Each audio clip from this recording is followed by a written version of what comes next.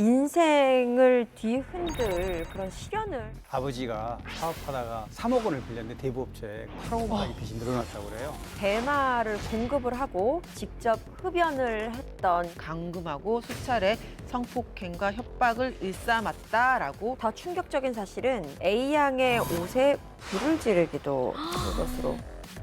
라미란 씨 남편이 경찰서에 가게 된 그 이유는 라미란 씨의 카드까지 가져가서 수천만 원의 빚을. 와, 대단하다. 이혼을 할 뻔한 적이 침대에 웬 낯선 남자 한 사람이 자고 있었다는 겁니다. 세상에 의미 없이 떠도는 부모는 없다. 화끈하고 속 시원하게 풀어드리겠습니다. 조근접 밀착 토크 풍문으로 들어쇼. 반갑습니다, 여러분. 과학의 달 4월이 가고 가정의 달 5월이 찾아왔습니다. 5월이면 정말 다양한 행사들이 기다리고 있죠. 아무래도 이번 달에는 온 국민의 관심사인 대선도 있고요. 그리고 어린이날, 어버이날, 그리고 뭐 스승의 날들 별별 기념들이 굉장히 많잖아요. 네. 5월이 되면요, 저 같은 엄마들은요, 그냥 애들 챙겨야죠. 부모님 챙겨야 되죠. 또 선생님 챙겨야죠. 심지어 저는 또 결혼 기념일도 있어요. 아우, 여보, 나 챙겨줘. 아니 아까 가연 씨 말대로 진짜 사람들을 많이 챙겨야 되는 달이긴 한데 이럴 때 아니면 언제 챙기나 싶기도 해요. 네, 그래서 오늘은 저희가 5월 가정의 달을 맞이해서 가족 때문에 울고 웃는 스타를 준비했는데요. 저도 요즘 어머니와 함께 방송을 하다 보니 어머니에 대한 마음이 더 애틋해지더라고요.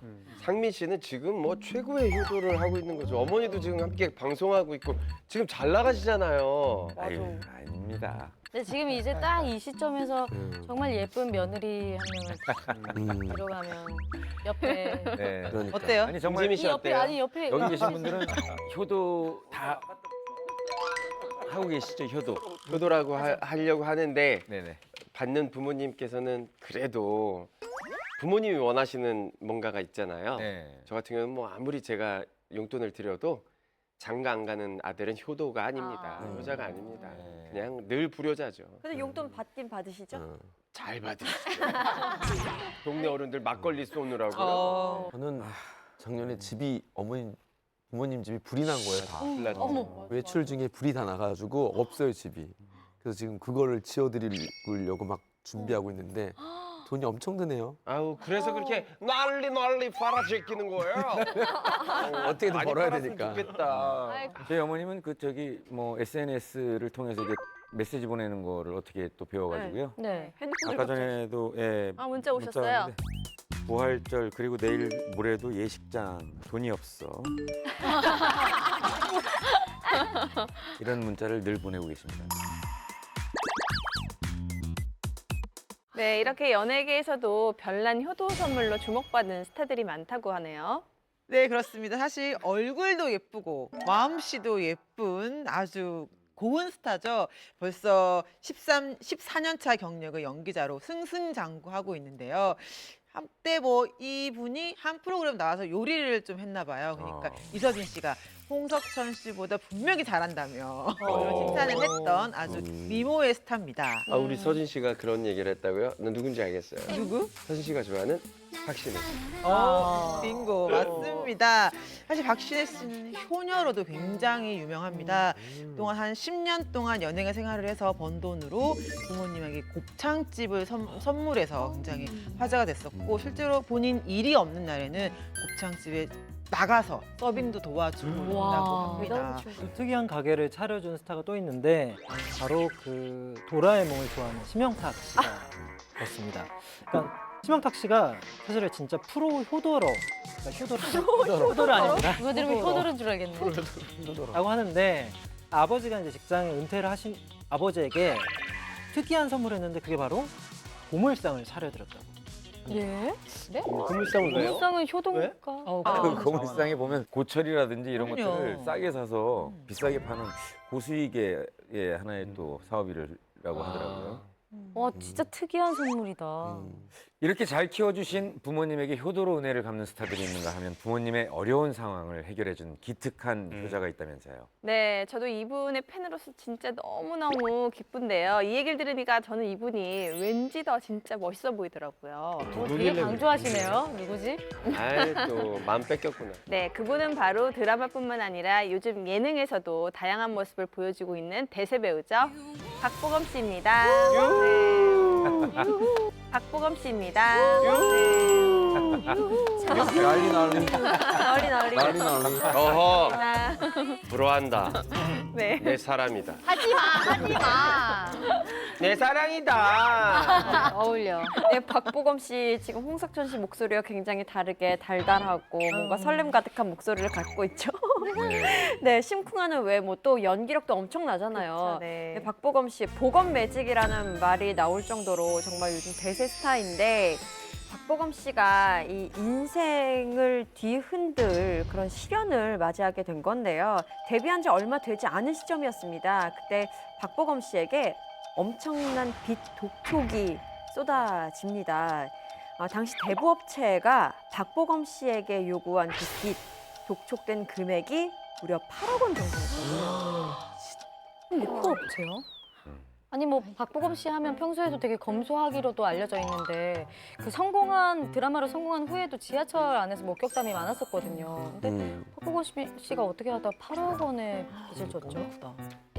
박보검 씨 빚이 아니고 박보검 씨 아버지가 사업하다가 진 빚입니다. 2008년에 이제 3억 원을 빌렸는데 대부업체에. 근데 당시에 박보검 씨는 미성년자인데 연대 보증을 받고 아들 이름을 한 거예요. 그러니까 이게 가능해요? 그때까지는 뭐 추심할 방법이 없었는데 이제 박보검 씨 연기 활동을 하면서 수입이 생기니까 박보검 씨 이제 이름으로 돈을 이제 추심을 한 겁니다. 그래서 당시에 3억 원에 빌렸는데 6년 뒤에 8억 원까지 빚이 늘어났다고 해요. 그렇게 돼요?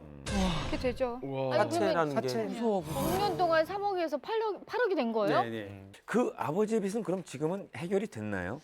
아닙니다. 사실 그 당시가 박보검 씨가 이제 막 이름을 알릴 무렵이어서 사실 뭐 8천만 원도 아니고 8억을 어떻게 감당합니까? 결국 지난 2014년 12월에 파산 신청을 하게 됩니다. 네. 아니 2014년이면 박보검 씨가 고작 22살의 나이였을 텐데 보검 씨 입장에서는 진짜 마른 하늘의 날벼락이었을 것 같아요. 네, 그렇습니다. 그 박보검 씨 또한 소송에서 그 연대 보증을 할 당시 자신은 중학생이었고 아버지 대출 사실도 또 내가 보증인이 돼 있는 사실도 몰랐다고 주장하며 억울함을 호소했습니다. 억울하지. 네, 그렇다면 그 이후에 박보검 씨의 파산 소송은 어떻게 흘러갔나요? 법원은 3천만 원만 갚으면 채무를 탕감해 주는 쪽으로 중재안을 일단 내놨고요. 이에 대부업체가 이를 받아들입니다. 그래서 2015년 9월에 박보검 씨의 파산 절차는 동의 폐지 결정으로 마무리가 되는데요. 한편 이 사실은 조금 뒤늦게 알려졌어요. 그래서 박보검 씨의 소속사 같은 경우는 좀 난감한 상황이 됐죠. 그래서 이것은 배우 개인적인 일이기 때문에 구체적인 언급은 힘들고 대신 지금은 그 모든 일이 잘 해결이 됐고 무사히 잘 됐으니까 억측과 추측은 좀 삼가해 주셨으면 좋겠다라고 부탁을 했습니다.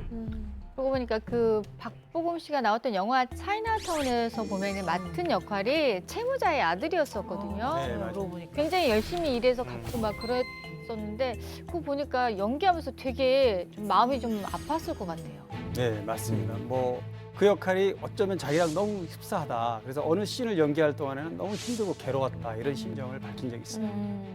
이번 또 다른 방송에서는 류준열 씨가 그 아버지가 돈을 많이 벌면 빚을 갚고 싶다 이런 말씀을 했다고 얘기를 하니까 그걸 듣고 있던 박보검 씨가 아무 말 없이 눈물을 이렇게 흘렸던 맞아요. 적이 있거든요. 그러니까 아무래도 직접 이런 걸 설명을 하진 않았지만 비슷한 고생을 했던 그런 과거 때문에 이런 거에 더 공감하고 아파했던 게 아닌가 싶습니다.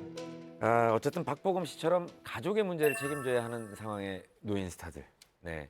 어떻게 대처를 해야 할까요? 사실 예전에 저희 가족들 중에 이제 급해서 어떻게 뭐 돈을 좀 융통하고 이랬는데 결국은 그런 게 다 저한테 이렇게 보고 오더라고요. 이게 연예인 가족들은 좀 그런 게 있는 것 같아요. 네. 네, 조심해야 될 부분이죠. 근데 결국은 가족이니까 싸움도 나고 풀기도 하고 편하기도 하니까 가족이잖아요. 막 난리치죠. 뭐 동생이 뭐 필요하다, 누가 뭐 필요하다, 뭐 그러면 난리치면서도 결국은 통장으로 이렇게 손이 가게 돼 있는 것 같아요. 가족이라는 이유만으로 그렇지 않아요? 아니 근데 한 번쯤 뭐 두 번쯤까지는 뭐 가족이니까 도와줄 수 있다면 할 게 있지만 이게 습관성이 돼버리면 그건 서로가 힘들어지는 문제니까 가족끼리도 지켜야 될 선은 조금 지키는 게 좋을 것 같아요. 안 보고 사는 사람도 많아. 그렇죠 그런 걸로. 그렇죠. 네.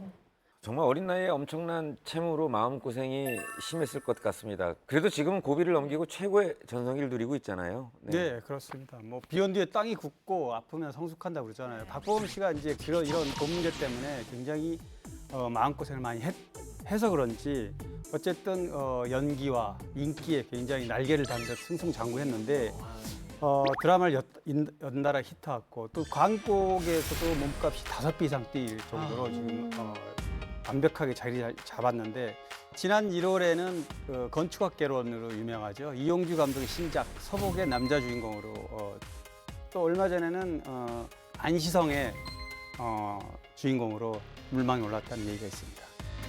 네, 얘기만 들어도 정말 기대가 되는데요. 앞으로는 좋은 일만 있기를 송문수를 대표해서 제가 응원할게요. 화이팅! 응원하면 안 돼. 나도 하면 안 돼. 나도 할래. 나도 할래. 나도.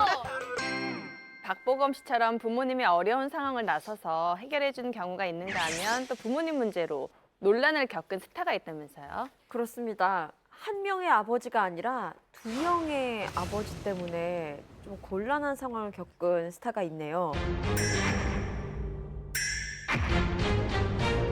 바로 전미리 씨의 딸로 유명합니다. 이유비 씨의 이야기예요. 시트콤이죠. 뱀파이어 아이돌로 이제 데뷔를 했는데 이유비 씨가 이제 엄마 이 견미리 씨 몰래 오디션에 참가를 했다는 거죠. 그리고 나서 학교 간 다음에 이제 알려졌는데 이유비 씨가 이제 견미리 씨 딸이라는 게 알려지면서 그 가족사도 같이 덩달아서 이제 세상에 알려졌어요. 네, 이유비 씨의 가족사가 어떤지 궁금한데요. 바로 이유비 씨 친아버지가 바로 임영규 씨입니다. 임영규 씨는 지난 80년대 때 굉장히 좀 젠틀한 이미지, 깔끔한 이미지로 굉장히 사랑을 받았던 연기자죠. 80년대 활동했을 당시에는 굉장히 어느 정도 인기도 많았고 또 더 중요했던 거는 부모님한테 물려받은 돈이 굉장히 많아서 네. 그 당시에 활동했던 그 중견 연예인들은 그런 얘기를 해요. 이명규 씨한테 술 한 번 얻어먹지 않은 사람 없다. 집에서 그 정도로 능력 있던 그런 연기자였습니다. 당시에 어떤 드라마나 영화에서 보였던 이미지는 이제 머리가 좀 단발머리고 항상 머리를 내리시면서 뭔가 이렇게 양복 입고 막 고개를 탁 돌 때 머리카락이 찰랑거리는 그 느낌이 머릿속에 각인돼 있는데 갑자기 약간- 그렇게만 얘기하니까 최양락 씨 같은. 최양락 씨 같은. 얼굴은 모르니까. 임영규 씨는 지난 87년도에 견미리 씨와 결혼을 했고요. 그리고 그 사이에 이유비 씨를 낳게 됩니다. 그리고 하지만 결혼 6년 만이죠. 93년도에 이혼을 하게 됩니다. 이명규 씨 이혼한 이후에 브라운관에서 자취를 감추게 됩니다. 그 미국으로 바로 떠나서 미국 생활을 좀 한동안 하게 됩니다. 근데 뭐 당시에는 이명규 씨가 활발하게 활동하다가 이혼과 함께 사라졌기 때문에 좀 궁금했는데 나중에는 이제 그렇게 알려졌어요. 아까 살짝 말씀하셨는데 이명규 씨 같은 경우에는 정말 어마어마한 자산을 갖고 있던 것으로 유명했어요.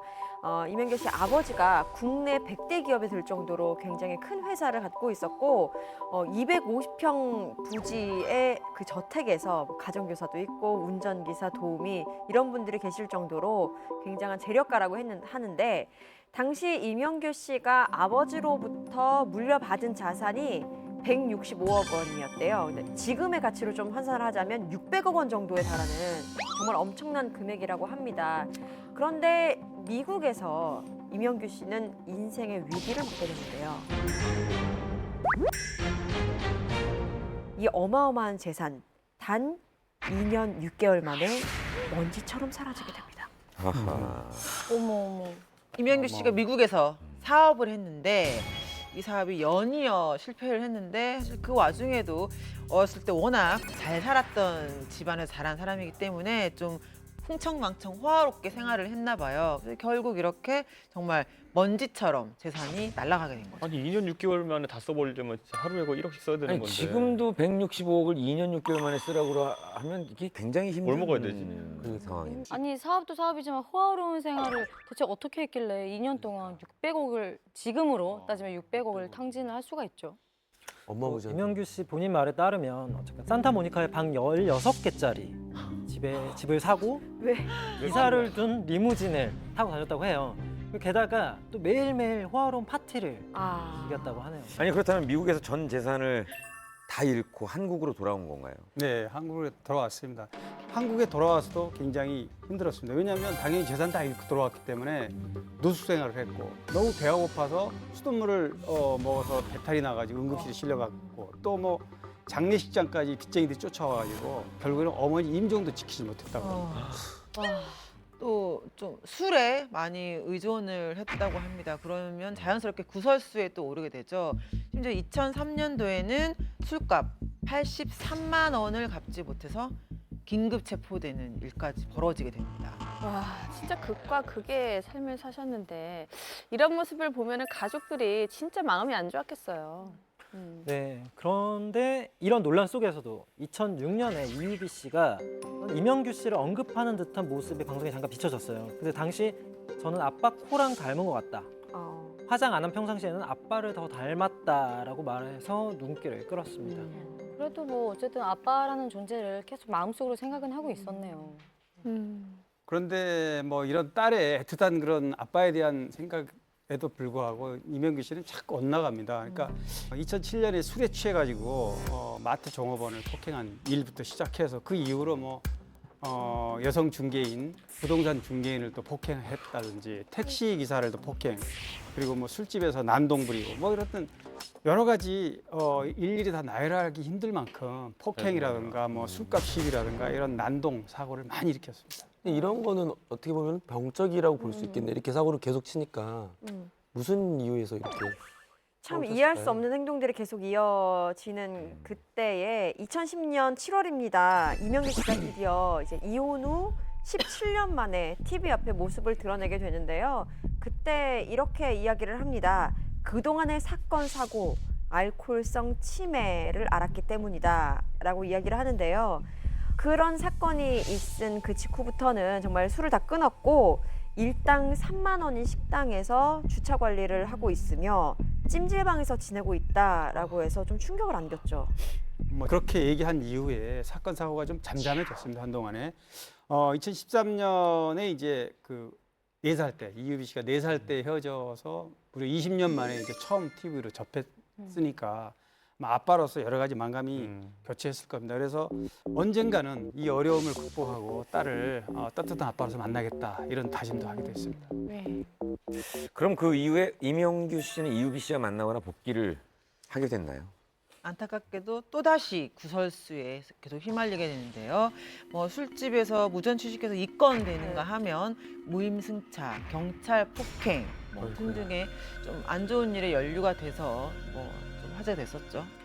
문제는 뭐였냐면 당시 이제 이유비 씨가 여러 작품 활동을 통해서 이제 배우로서 입지를 다져가는 시기였다는 건데 이 이명규 씨의 사건 사고가 터질 때마다 항상 이유비 씨가 함께 소환이 되는 거죠. 그러니까는 그 내용상에서 친부라는 내용이 들어가니까요. 그렇게 되니까 이제 누리꾼들은 이 이명규라는 사람이 이유비에게는 불쾌한 꼬리표다라고 맹비난을 퍼붓기도 했습니다. 뭐 사실 자식이 부모를 선택할 수는 없는 일이었겠지만 어쨌든 이렇게 본인이 조명받기 시작할 때 이렇게 부모님 때문에 계속 안 좋은 얘기가 자꾸 이제 같이 거론되면 정말 스트레스 받았을 것 같긴 해요. 그런데 이러한 논란 속에서 2015년 이유비 씨가 돌연 자신의 SNS 계정을 탈퇴하는 사건이 벌어지게 됐다면서요. 네, 계정을 탈퇴한 이유 아버지 이명규 씨 때문이 아니라 또 다른 사람 때문에 이렇게 계정을 탈퇴하게 되는데요. 논란의 주인공은 바로 새 아버지인 이홍헌 씨 때문이었습니다. 이홍헌 씨는 98년에 견미리 씨와 이제 재혼을 결혼한 그 사업가이자 주식 투자자로 알려져 있는 분이에요. 2010년 12월에 그 새아버지 이홍헌 씨죠.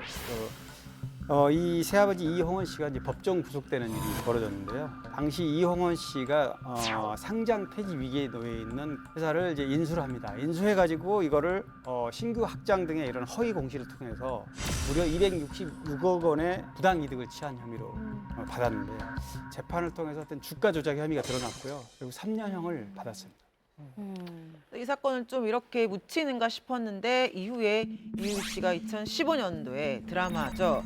밤을 걷는 선비 주연으로 굉장히 큰 사랑을 받자 또 이 사건이 다시 수면 위로 또 올라가게 되는데요.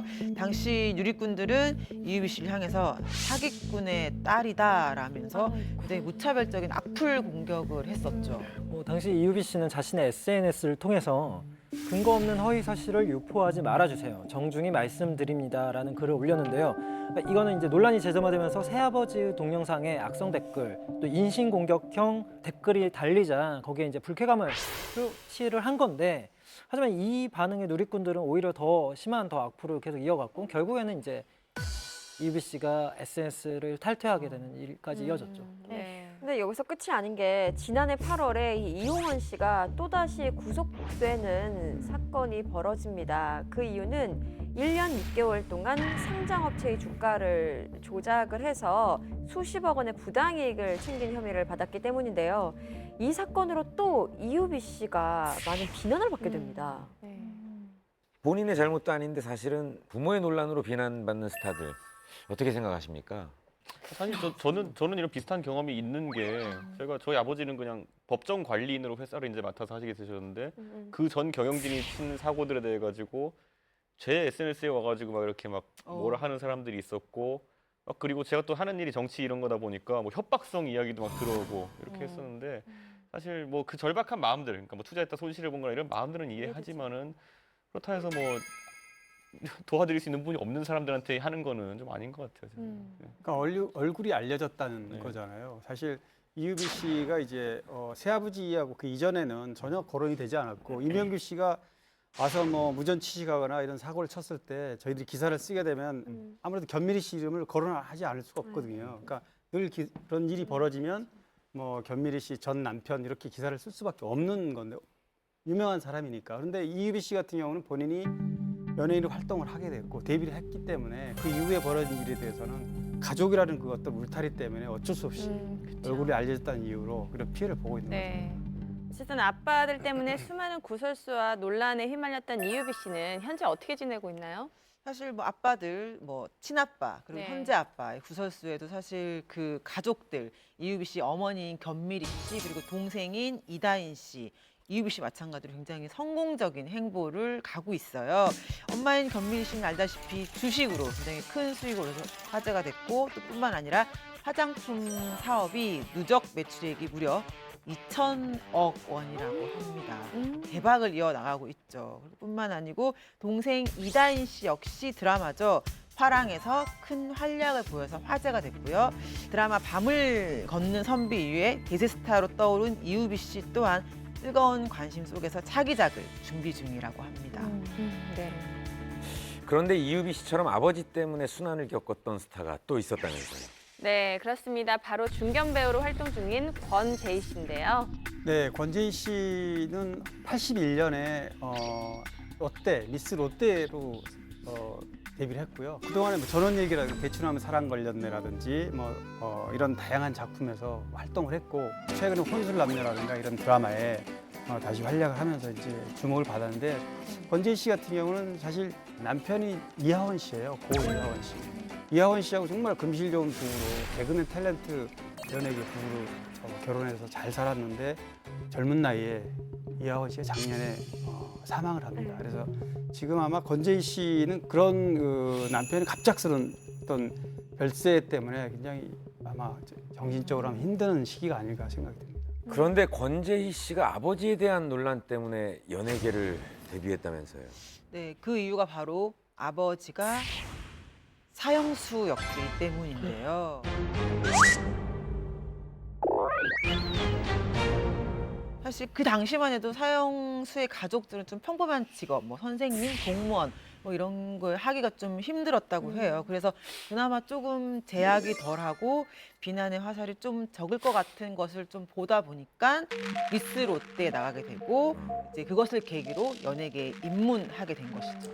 아버지가 사형수라는 얘기는 좀 구체적으로 얘기를 들어봐야 될 것 같아요. 그러니까 아버님 성함이 이제 권재혁 씨라고 미국 유학 갔다 오셔서 이제 강단에 서셨던 교수 서셨던 분인데 뭐 사실 노동운동 하셨었는데 그때 이 남조선 해방전략당이라는 집단을 만들어서 거기에 사실상 당수 노릇을 했다라고 이제 봐서 국가보안법 위반 혐의를 받아가지고 간첩죄란 내란 예비음모죄를 받아가지고 사형 선고를 받은 건데요. 실제로 바로 집행이 됐죠. 최근에 아버지에 대한 진실이 밝혀졌다고 하는데 그 내용 좀 자세하게 설명 좀 해주세요. 네, 2014년에 이제 그 무죄가 선고가 됐는데 아버지가 이제 사망한 지 45년 만에 이제 그 사건의 진상이 밝혀진 겁니다. 뭐냐면 1968년에 간첩 혐의를 받아서 중앙정보부에서 이게 사실 당시에 가혹행위 때문에 조작이 됐다 이렇게 된 거고 2009년 10월에 과거사 정리위원회 여기에서 이제 이게 조작됐다고 발표를 합니다. 그래서 이제 그 이후에 이거를 법정 투쟁을 거쳐서 이제 무죄까지 받아내는데 당시에 그 아버지 권재혁 씨를 포함해서 13명이 무려 52일 동안 물고문 온갖 고문을 받으면서 그 사실과 다른 자백을 받아내서 그리고 또 얘기를 들어보면 너무 가슴 아픈 게 이게 사형 선고를 내고 지금은 그런 게 없지만 집행을 바로 해버립니다. 그래서 가족들은 정말 어떻게 만나보지도 못하고 아버지는 물론이고 권재희 씨 엄마도 너무나 남편이 그렇게 면회도 제대로 못하고 이랬던 얘기를 굉장히 구구절절 이때 가슴 아픈 얘기를 같이 하더라고요. 판결 받은 분이 그러니까 동일 혐의 받은 분이 13분인가 그랬는데 네네, 그 중에서 딱 한 사람만 사형이 선고되고 즉시 집행이 됐어요. 그러니까 나머지 분들도 나중에 명예가 회복됐지만 그분들은 살아 계시고 이제 징역을 살고 나오셨기 때문에 어느 정도 회복이 가능한데 여기만 권재희 씨 집안만 이렇게 된 거죠. 어쨌건 이 진실이 밝혀지는 데까지 결정적인 증언을 한 분이 권재희 씨의 어머니라고 해요. 남편의 누명을 벗기기 위해 진실 화해위 조사에서 남편의 이마에 혹이 엄청 크게 달렸고 하도 많이 맞아서 비명소리가 마치 돼지 멱다는 소리처럼 들렸다라고 당시 남편의 모습을 증언했습니다. 어쨌든 오랜 시간이 걸렸지만 진실이 밝혀져서 다행입니다. 이후에 권재희 씨 가족들이 재심을 청구했다고요. 권재희 씨 가족은 권재혁 씨 사건에 대해 재심을 청구했고 결국 지난 2014년 5월이죠. 무죄를 선고받게 됩니다. 그러니까 무려 45년 만에 누명을 벗게 된 것이죠. 진짜 그 순간만을 얼마나 기다렸을까요? 45년. 가슴을 쥐어뜯으면서 울었을 것 같아요. 네, 이 무죄 판결을 받던 날 그 선고가 되자마자 권재희 씨의 오빠는 사형제도를 폐지하라라면서 소리를 그 자리에 질렀다고 하고요. 또 권재희 씨와 그 언니 또한 화장실에서 정말 계속 비명에 가까운 울음을 계속 터뜨려서 정말 주변에서 많은 사람들이 안타까워했다고 합니다. 45년 만에 아버지의 누명이 벗겨지면서 자신에게 지어진 짐도 벗은 권재희 씨.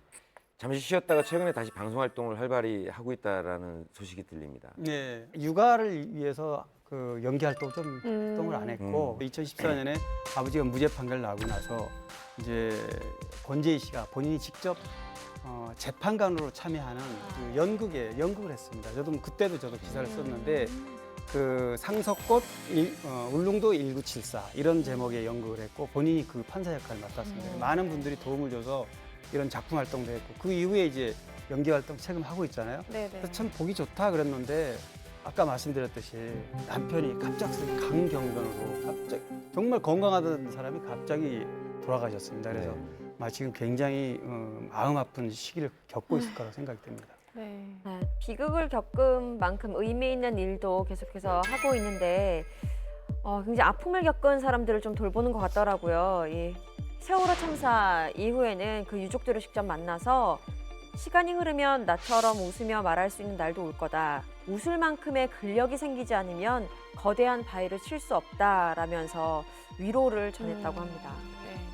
권재희 씨처럼 그동안 알지 못했던 스타들의 숨겨진 가족사가 가끔 매스컴을 통해서 알려지기도 하는데요. 그 대표적인 경우가 아마도 탤런트 김수현 씨가 아닐까 싶어요. 오디션 프로그램을 통해서 데뷔를 했던 가수죠. 김주나 씨가 알고 보니 김수현 씨의 이복 동생으로 밝혀져서 당시에 큰 화제를 일으켰었죠. 맞습니다. 우리 김수현 씨의 부모님이 이혼하시고 아버지가 재혼을 해서 얻은 딸이 김주나 씨죠. 네, 말씀하신 것처럼 이렇게 의외의 가족사가 있는가 하면 정말 예상치도 못했던 가족 이상의 관계 또한 있습니다. 주인공은 바로 이병헌 씨예요. 이병헌 씨에게는 아버지가 2명이 있습니다.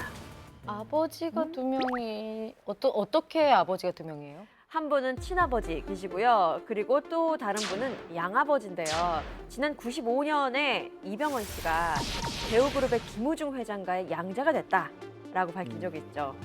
사실 이들 관계에는 굉장히 특별한 인연이 존재합니다. 사연이 있는데요. 김우중 전 회장과 부인 정희자 씨 사이에는 3남 1녀가 있었습니다.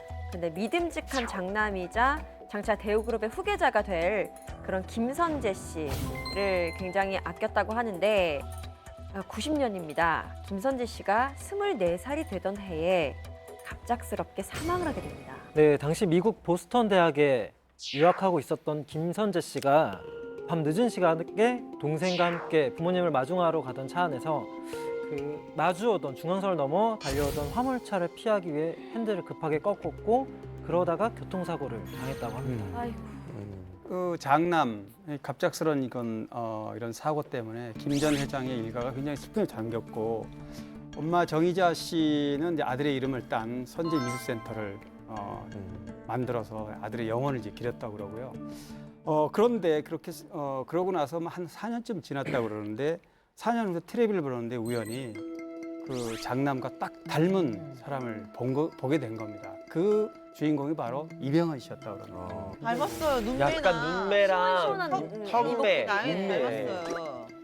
증명사진 같으면 거의 비슷한 얼굴이. 그래, 얼굴형이 닮았네. 이게 뼈가 입술이 비슷한 뼈가 닮은 것 닮았어. 같아요. 뼈가. 네, 그러면 어느 분이 연락을 해서 이병헌 씨를 접촉하게 된 거죠? 김 전 회장 아내 되시죠? 정희자 씨가 먼저 연락을 했다고 합니다. 그 만남의 주선자가 있어요. 대우전자 CF 모델로 광고를 굉장히 오랫동안 활약을 했던 유인촌 씨가 주선을 했고요. 그리고 당시 이제 세 명이 같이 저녁 식사를 하게 된 자리에서 이제 양자가 됐다고 합니다. 처음에 좀 양자가 돼달라라는 그런 제안에 깜짝 놀라고 당황했다고 하는데 또 뭐 세상 모든 어머니의 마음을 또 갖기에 또 그 생각을 또 그 자리에 또 흔쾌하게 받아들였다고 합니다. 네. 뭐 또 그런 걸 보고 또 어떤 혹자들은 또 소문내기 좋아서 여러 가지 말들을 좀 만들어냈었잖아요. 예, 소음도 많이 있었습니다. 그래서 이병헌이 오늘날의 이병헌이 있기까지 대우 그룹이 여러 가지로 후원을 했다 이런 소문도 있었고 또 하나는 이병헌이 뭐 거액의 상속 자산을 뭐 받기로 했다더라 이런 소문도 있었고 그러니까 또 가장 또 논란이 됐던 소문이 또 있습니다. 바로 그 이은희 씨, 이병헌 씨 여동생이죠. 이은희 씨와 관련된 내용입니다. 이은희 씨가 왜 어떤 관련이? 뭐 다 아시다시피 이은희 씨는 이제 1996년도에 미스코리아 진이잖아요. 미스 코리아 진에 선발될 때 어떤 뭔가가 있었다 이런 이제 풍문입니다. 미스 코리아 당시 그 심사위원 중에 그 정희자 씨가 김 전 회장의 아내죠. 정희자 씨가 심사위원으로 참여를 했고 그러니까 아무래도 이병헌 씨가 양아들이니까 그 여동생 이은희 선발에 뭔가 영향력을 줬을 거다 이런 소문입니다. 근데 뭐 여러분이 다 보셨다시피 이은 씨는 굉장히 큰 키에 빼어난 외모를 가지고 있어요. 몸매도 굉장히 좋고요. 아무래도 그냥 이거는 루머인 것 같아요. 근데 이런 루머가 좀 반복되다 보니까 이병헌 씨가 직접 해명을 하기 이릅니다. 단언컨대 정희자 전 회장과는 인간적인 교류를 맺고 있을 뿐이다. 실제로 법적인 절차를 거쳐서 양자가 된 것이 아니라 그냥 자연스럽게 인간적인 교류로 이렇게 그냥 엄마, 아들로 지내고 있고 당연히 경제적인 혜택도 받은 것이 없다. 지난 구정 때 세뱃돈 20만 원 받았던 게 전부다라는 이런 재미있는 말도 했습니다. 이병헌 씨가 돌아가신 친아버지에 대한 그 각별한 애정이 있었다고 합니다. 그래서 할리우드 진출할 때도 참 아버지한테 꼭 보여드리고 싶은 모습이었다라고 할 정도로 그 아버지 또 가족에 대한 그 사랑이 좀 깊으신 분인데요. 양부모님이 되신 분들한테도 얼마나 애정이 남달았을지 아마 미뤄 짐작 가능할 것 같습니다. 네, 그 양 부모님들을 향한 마음이 굉장히 진정성이 있었다는 것을 엿볼 수 있는 에피소드가 있는데요. 과거 2014년에 이병헌 씨가 약간 50억 핍박 사건 때문에 굉장히 많은 고초를 겪었었잖아요. 많은 논란이 있었는데 그때 이병헌 씨 부부가 미국으로 갔습니다. 미국으로 가서 김우중 전 회장과 정희자 씨를 만났다고 해요. 근데 그 자리에서 정말 무릎을 꿇고 눈물을 흘리면서 어머니 제가 정말 죽을 죄를 지었습니다. 라고 심려를 끼쳐드려서 죄송합니다. 라면서 정말 사죄를 올렸다고 합니다. 사실 친 부모님한테는 당연히 그렇게 사죄했을 것 같은데 양 부모님에게도 그렇게 사죄했다면 진짜 그 심리적인 거리가 굉장히 친밀했을 것 같다는 생각은 드네요. 이후에 이제 이병헌, 이민정 부부가 등남을 했을 때 누구보다도 더 이 김우중 전 회장 부부가 기뻐했다는 소식이 전해졌습니다. 연예인을 포함한 6명의 사람들이 대마를 공급을 하고 직접 흡연을 했던 프로게이머로 활동을 하고 있었다고 합니다. 차승원 씨의 아들인 씨가 포함된 것으로 알려져서 오피스텔과 그리고 별장에서 감금하고 수차례 성폭행과 협박을 일삼았다라고. 더 충격적인 사실은 A양의 옷에 불을 지르기도 한 것으로. 피를 나누진 않았지만 남다른 애정으로 가족 이상의 정을 이어가는 스타가 있는가 하면 한편으로는 최근에는 자녀들 때문에 유명인들이 논란을 겪는 일들도 많아지는 것 같습니다. 네, 아마 다들 기억하실 겁니다. 바로 배우 차승원 씨입니다. 아니 근데 뭐 차승원 씨 하면 차승원 씨가 어린 나이에 연상의 여성과 결혼을 해서 좀 화제가 됐었는데 맞아요. 어떤 걸로 또 논란이 됐었죠? 지난 2013년에 일어난 일입니다. 연예인을 포함한 6명의 사람들이 대마를 공급을 하고 또 알선 및 연결망을 만들어서 직접 흡연을 했던 혐의를 받은 사건이 있었는데요. 이 6명의 사람들 가운데 차승원 씨의 아들인 찬호아 씨가 포함된 것으로 알려져서 충격을 안겼죠. 네. 그 당시에 적발된 네. 사람들 중에는 이제 미국인 방송인 국내에서 활동하는 그리고 또 아이돌 가수 멤버도 있고 그런데 이제 검찰이 밝힌 거에 따르면 이들 간에 연결고리가 있습니다. 외국에서 같이 공부했다는 것과 또 연예가 주변에서 어떤 연대감을 형성했던 이런 것 때문에 대마를 매매하고 흡연했다 이렇게 얘기가 돼 있고요. 찬호아 씨 역시 미국에서 공부를 했기 때문에 이들과 자연스럽게 어울릴 계기가 됐다 이렇게 밝혀졌습니다. 네. 그래서 같이 노는 친구들이 그래서 중요합니다. 물론 찬호아 씨 지금 반성하고 잘 지내고 있겠지만 그 당시에 프로게이머로 활동을 하고 있었다고 알고 있어요. 맞습니다. 찬호아 군은 당시 미국 유학을 마치고 돌아와서 롤 프로 게이머로 데뷔를 했는데 당시 찬호아 군이 속한 그 팀이 국내 최고의 명문 클랜 팀원들을 주축으로 모여 결성된 게임단이다 보니 굉장히 큰 주목을 받았었습니다. 하지만 이 대마초 사건으로 인해 이 팀에서 방출되고 말았죠. 저도 이제 제 남편하고 직업이 같다 보니 좀 더 관심을 갖기도 하고 그랬는데 이렇게 프로게임 하다 보면 사실 잠 못 자고 거의 게임만 매달려 있거든요. 그런데 참 뭐 그럴 시간이 없었을 텐데라고 오히려 의문이 돼서 정말 찬호아 씨가 맞나라는 생각까지 들더라고요. 그런데 찬호아 씨를 둘러싼 논란 이게 끝이 아닙니다. 대마초 사건이 일어난 지 불과 5개월 만에 그리고 심지어는 이 사건에 대해 조사가 이루어지는 중이었습니다. 그때 발생한 사건인데요. 당시 25살이던 찬호아 씨가 미성년자인 여고생을 감금 및 성폭행한 혐의로 기소를 당하게 됩니다. 당시 피해를 당했다고 주장하는 A양의 말에 따르면요. 2013년 4월부터 8월까지 찬호아 씨 오피스텔과 그리고 할아버지 소유의 별장에서 A양을 감금하고 수차례 성폭행과 협박을 일삼았다라고 아주 충격적인 발언을 했습니다. 심지어 A 씨는 찬호아 씨를 피해서 몰래 이사도 하고 했는데 찬호아 씨가 찾아내서 폭행과 폭언을 했다라고 주장을 했고요. 더욱더 충격적인 것은 A 양의 옷에 불을 지르기도 한 것으로 나타났죠. 이게 그런데 한 번 이렇게 있었던 일도 아니고 여러 번 이런 일이 있었다 그러면은 사실 좀 진짜 뭔가 문제가 있는 것 같은데 차승원 씨 입장에서는 굉장히 좀 속이 뒤집혔을 만한 일인 것 같아요. 그렇죠. 차승원 씨 뭐 그 심정 아빠로서 아마 상상해 볼 만한 일인데요, 충분히. 이 사건이 이제 알려진 바로 다음 날 차승원 씨 즉각 SNS에 신경을 발표했습니다. 뭐냐면 정말 훌륭하지 못한 아버지로서 가슴 깊이 사과한다. 그러니까 모든 사람에게 다 사과를 하는 거죠, 아들을 대신해서. 그리고 아버지로서 도의적인 책임을 느껴 머리 숙여 깊이 사죄한다. 여러 차례 이렇게 본인의 그 심경을 밝혔습니다. 정말 차승원 씨가 뭐 심적으로 굉장히 많이 좀 혼란이 있었지 않았을까라는 생각이 듭니다.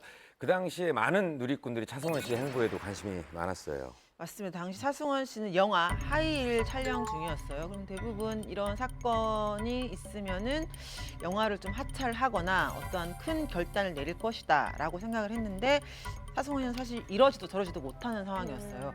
왜냐하면 촬영이 이미 많이 진행된 상황이었고 또 그래서 아들 사건과는 별개로 배우로서 내 몫을 다하는 것이 오히려 지금 내가 할 수 있는 최선의 방법이지 않을까라는 입장을 밝혔고요. 오히려 본인의 개인 사정으로 작품에 피해가 갈까 걱정스럽다라는 입장을 밝혔습니다. 사실 뭐 대마초부터 성폭행, 협박 뭐 이거 다 사안이 중대하긴 한데 그렇다고 해서 또 이게 굉장히 자신의 일에 대해서는 프로페셔널하고 모델 시절부터 그랬던 차승원 씨가 영화 촬영을 맞춰가고 있는 와중에 이걸 또 포기한다면 그것도 다른 사람들한테 폐를 끼치는 일이라서 그렇게 결정짓기는 좀 어려운 부분이었을 것 같아요. 여러분들이시라면 여러분들의 자녀가 만약에 저런 일이 일어난다고 하면 아버지로서 어떤 대응을 또 어머니로서 어떤 대응을 하셨을까요? 여러분들이 만약에 무조건 자식이 잘못했다면 부모님으로서 그냥 머리 숙여 사죄하는 게 제일 빠른 방법이 아닐까 저는 그렇게 생각이 들거든요. 아무래도 그 자식 문제이기 때문에 사실 뭐 집에서 아무리 엄하게 자식한테 대해도 대외적으로 만약에 자식이 잘못을 하면 아버지나 엄마가 내 이웃과 다툼이 있을 때도 마찬가지입니다. 그래서 가서 무릎을 꿇고라도 사죄를 해서 아들의 허물을 대신 좀 이렇게 사하고 싶은 그런 게 부모의 심정이고요. 더구나 차승원 씨 같은 경우는 이제 이 사건이 벌어지고 나서는 차승원 씨가 워낙 유명 배우이다 보니까 모든 스포트라이트가 차승원 씨한테 맞춰집니다. 그러니까 차승원 씨는 대외적으로 아들을 대신해서 이렇게 사과할 수밖에 없는 그런 상황이었다고 봅니다. 아무래도 뭐 이런 일이 생기면 배우의 입장에서는 이런 일들이 활동에 영향을 적잖게 미치기 때문에 빠르게 대처하는 것도 필요할 것 같거든요. 차승원 씨는 그 이후에 어떻게 대처를 하셨나요? 차승원 씨가 그 공개 사과한 지 4일 되던 날 새로운 사실이 밝혀졌습니다. 그러니까 기존에 없었던 뭐냐면은 그 A양과 차승원 씨 아들 찬호아 군이 연인 사이였다. 그리고 성폭행한 사실이 없다. 그리고 또 하나는 심지어 고소한 사실도 몰랐다. 이런 세 가지 새로운 사실이 드러났습니다. 그 내용에 대해서 A양의 어머니는 반박을 합니다. A양은 찬호아 씨와 사귄 적이 없고 그리고 이 일에 대해서 합의는 없다. 강력한 처벌을 원한다는 그런 탄원서를 제출합니다. 아니 뭐 측근의 얘기가 아니라 당사자들의 증언이 가장 확실한 거 아닌가요? 네, 그래서 그 당시에 정말 많은 취재진들이 찬호아 씨의 이야기를 듣기 위해서 취재를 많이 진행을 했었죠. 당시 대마초 흡연 관련해서 그 공판이 있었을 때 찬호아 씨가 2번 정도 이제 공판에 등장을 했거든요. 그래서 오고 가는 그 길에 많은 취재진들이 붙어서 이야기를 들어보려고 했으나 처음부터 끝까지 묵묵부답으로 일관했습니다. 그럼 그 이후에 사건이 어떻게 진행이 됐나요? 사건 이후 사실 별다른 진전이 없자 A양의 어머니가 2차 탄원서를 제출하게 됩니다. 요구사항이 있는데요. 구속수사, 그리고 차 씨 부자의 사과와 반성을 바란다면서 청와대에 탄원서를 제출한 건데요. 이제 A양의 어머니 말에 따르면은 A양이 그날 이후로 좀 정신적인 스트레스로 14kg가 빠졌고 그리고 현재 좀 신경적으로 좀 안정이 안 돼서 병원 치료를 받고 있다라면서 진단서를 방송에 공개하게 됐습니다. 결국 찬호아 씨의 성폭행 혐의에 대해서는 그 그 혐의를 입증할 만한 증거가 없다고 해서 무혐의 처분이 나왔습니다. 어떻게 네. 해서 무혐의 처리가 뭐 이 다툼이 있을 때는 서로 주장이 달랐지만 알고 보니까 두 사람이 교제했던 건 맞고 또 이제 수사 과정에서 합의를 거쳤고요. 사실 합의가 가장 중요합니다. 법적 처벌을 하느냐 마느냐는. 그리고 A 양이 결정적으로 고소를 취한 거죠. 결정적이네요. 네. 혐의를 입증할 만한 증거가 없어서 무혐의 처리가 되는 경우는 사실 뭐 비일비재하긴 하잖아요. 근데 짚고 넘어가야 할 것은 교제를 했기 때문에 성폭행은 아니었어라고 단정할 수는 없다는 것이죠. 왜냐하면 부부간에도 성폭행은 인정되고 있기 때문에 교제를 했지만 성폭행은 일어나는 경우도 있다. 그래서 어쨌든 합의가 되고 고소가 취하된 것은 맞지만 약간 두 가족이 굉장히 불미스러운 사건에 휘말리면서 상처받은 부모님들을 생각하면 조금 안타깝긴 합니다. 여러 가지로. 이게 아무리 무혐의 처분을 받았어도 차승원 씨 입장에서는 좀 아빠로서 좀 충격을 받았을 것 같아요. 네. 뭐 아무래도 그렇겠죠. 실제로 차승원 씨는 당시에 뭐 영화 촬영 외에는 외부 활동을 일절 삼가하고 혼자만의 시간을 좀 보냈다고 합니다. 네. 네, 아들의 대마초 사건과 성폭행 논란까지 마음고생을 아주 제대로 했을 차승원 씨. 그런데 아들에 대한 논란이 이게 끝이 아니라면서요. 네, 그렇습니다. 2014년 7월에 한 남성이 차승원 씨 부부를 상대로 소송을 제기합니다. 그 이유를 살펴보면 좀 기가 막힌데요. 찬호아 씨가 차승원 씨의 친아들이 아니라 소송을 제기한 조 씨의 아들이며 차승원 부부가 그러니까 조 씨의 명예를 훼손했다. 그러니 1억 원을 달라라고 소송을 제기합니다. 아니 네. 그럼 찬호아 씨의 친부라는 사람은 어떤 사람이에요? 친부가 논란이 생겼어도 사실 이 친부 조 씨라는 분에 대해서는 별로 알려진 게 없습니다. 지금까지. 그러니까 이제 다만 88년에 그 임신한 상태로 그 지금의 차승원 씨 아내인 이순 씨와 결혼을 했고 4년 뒤에 서로 어떤 서로 맞지 않아 성격 차이로 이제 이혼을 했다. 그리고 이혼하고 그 해에 차승원 씨와 결혼한 걸로 이렇게 돼 있습니다. 그 당시에 저희 우먼센스 매체가 그 장인 차승원 씨 장인을 찾아가서 뭐 짤막하게 뭐 얘기를 좀 들었었는데요. 장인의 얘기로는 차승원 씨가 노아 친부에게서 고소장을 받았는데 그냥 1억 원 주고 말래요. 이렇게 차승원 씨가 얘기를 했다고 합니다. 아마도 소송을 조용히 끝내고 싶었던 모양인데 제가 알기로는 노아 씨가 이제 차승원 씨가 친부라는 사실을 그때 계속 친부라고 이때까지만 해도 알았다고 해요. 그래서 그걸 좀 아하. 그런데 친부라고 주장하는 조 씨는 왜 이제 와서 갑자기 소송을 제기하게 된 걸까요?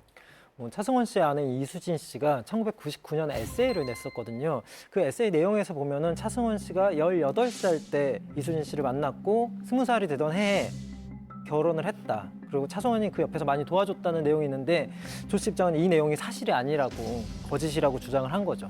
논란이 계속되니까 차승원 씨도 이제 소속사를 통해서 공식 입장을 발표합니다. 차승원 씨는 22년 전에 결혼을 했고 당시 부인과 이혼한 전 남편 사이에 태어난 어린 아들도 함께 한 가족이 되었습니다. 라고 밝히면서 또 차승원 씨는 노아를 마음으로 낳은 자신의 아들이라고 굳게 믿고 있으며 지금도 그때의 선택을 후회하지 않는다는 입장을 전해왔습니다. 라고 가슴으로 낳은 아이라는 사실을 세상에 알리고 인정을 하게 됩니다. 또한 친부라는 그 조 씨를 향해서도 이야기를 전하는데요. 지금의 내 아내와 결혼할 당시 이미 이혼해서 남남이 된 당신의 아들은 아주 오래전에 내 가족의 일원이 됐다라고 밝혔습니다. 이 어린 나이였잖아요. 차승원 씨가 18, 19이면. 네. 근데 자기 자식도 나서 책임지기 힘든 나이거든요. 누구 한 여자를 만나서. 근데 그 여자가 다른 남자의 아들이 있고 그걸 케어한다는 거는 저도 자식을 22살에 낳았지만 이건 되게 놀라운 어메이징한 얘기인 것 같아요. 그렇죠. 그리고 그런 나이도 나이지만 사실 우리나라가 얼마나 자기 피출 되게 중요시하는 그쵸. 나라입니까? 그래서 입양이나 이런 문제도 되게 어렵고 그런 상황인데 굳이 남의 아이를 그렇게 키울 이유가 있나라고 생각하는 사람들이 훨씬 많기 때문이었어요. 본인 이미지가 안 좋아지는 걸 뻔히 알면서도 그 상황에서도 아들이 친자식이 아니란 걸 알까봐 그렇게 걱정하는 모습도 되게 멋있고요. 지금 차승원 씨가 처음으로 한 말 같아요. 이거 가슴으로 낳은 아이다라는 얘기를 요즘 좀 많이 쓰긴 하잖아요. 근데 이런 근데 얘기 대부분의 뭐 제2의 인생을 사시는 분들이 다 이런 마음으로 자녀들을 키우죠. 옆에 있잖아요. 자연스러운 거죠. 그럼요. 자연스러운 겁니다.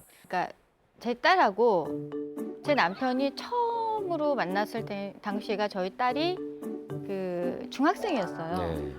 가장 그 아이가 이제 사춘기고 정말 그런 조심스러운 시기에도 불구하고 저희 임요한 씨가 눈에 보이지 않는 노력을 했기 때문에 아버지와 아들 또 아버지와 딸 새로운 가족 관계가 됐다는 거거든요.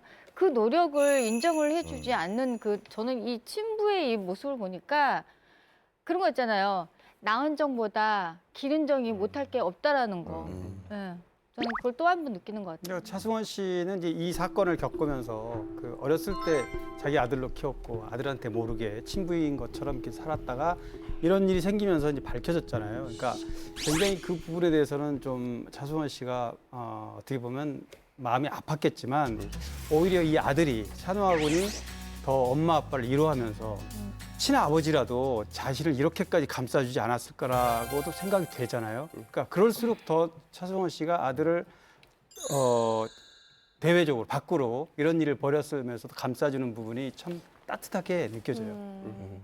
네, 결국 소송은 친부가 취하를 했습니다. 사실 명예훼손으로 고소를 했는데 뭐 명예훼손에 정확한 사실 이유가 있어야 되는데 이유도 좀 불분명했고 그리고 오히려 차승원 씨 솔직한 고백으로 대중의 여론들이 좀 이렇게 옹호론으로 바뀌면서 뭐 결국 더 이상 얻을 게 없다라는 판단을 내렸는지 결국 소송을 취하하게 됩니다.